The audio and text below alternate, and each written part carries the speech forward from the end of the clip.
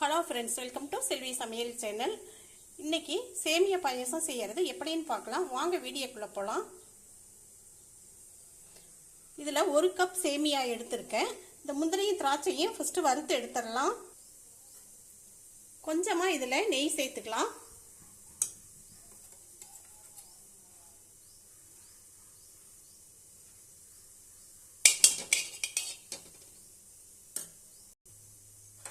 நெய் சூடான பின்னாடி தேவையான முந்திரியும் திராட்சையும் வறுத்து எடுத்துடலாம்.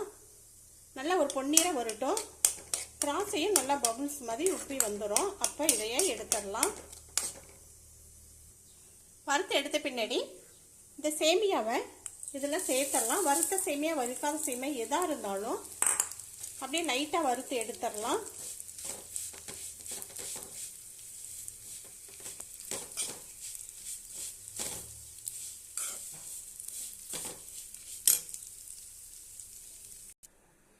சேமியாவை வறுத்த பின்னாடி ஒரு 3/4 லிட்டர் பால் எடுத்து பாத்திரத்தில் ஊற்றி வச்சிடலாம்.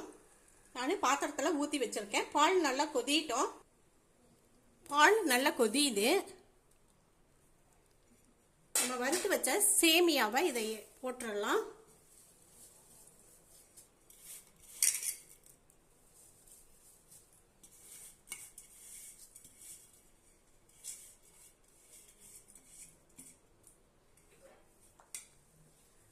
போட்ட உடனே நல்லா கலந்து விடலாம். கொதி வர்ற வரை அப்படியே கலந்து விடலாம், இல்லைன்னா கட்டி ஆயிரும். நல்லா கொதி வெந்துக்கிட்டு இருக்கு. ஒரு 5 நிமிஷம் வேகட்டும். 5 நிமிஷம் நல்லா வெந்துருச்சு. 4-5 நிமிஷம் ஆயிடுச்சு. அரை டீஸ்பூன் ஏலக்காய் தூள் நான் சேர்க்குறேன். நல்லா கலந்து விட்டுறலாம்.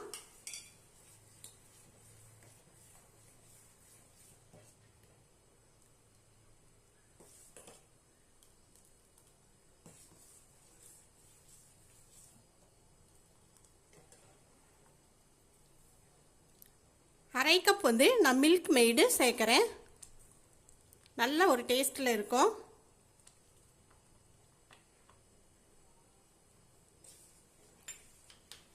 நல்லா அப்படியே ஒன்றா மிக்ஸ் பண்ணி விட்டுறலாம். பாருங்க, பார்க்கும்போதே அப்படியே குடிக்கணும் போல் இருக்குது.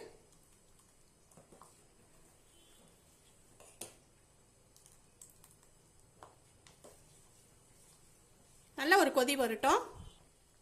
மில்க் மெய்டு சேர்க்கும் பொழுது அது சர்க்கரை எந்த அளவுக்கு இருக்குதுன்னு பார்த்துட்டு பத்தலை.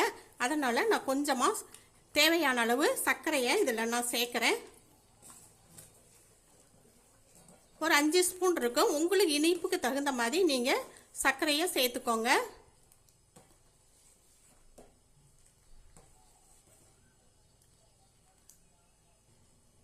சர்க்கரையும் கரைஞ்சி நல்லா கொதி வந்துடுச்சு. லாஸ்ட்டாக வறுத்து வச்சா முந்திரி திராட்சையை இதில் சேர்த்துடலாம்.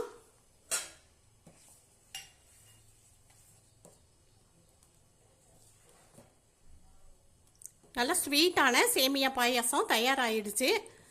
ஸ்டவ் ஆஃப் பண்ணி எடுத்துடலாம்.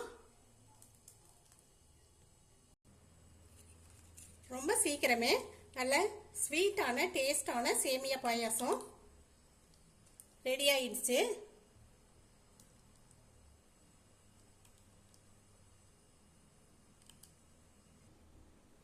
இந்த வீடியோ பிடிச்சிருந்துச்சுன்னா லைக் அண்ட் ஷேர் பண்ணுங்க.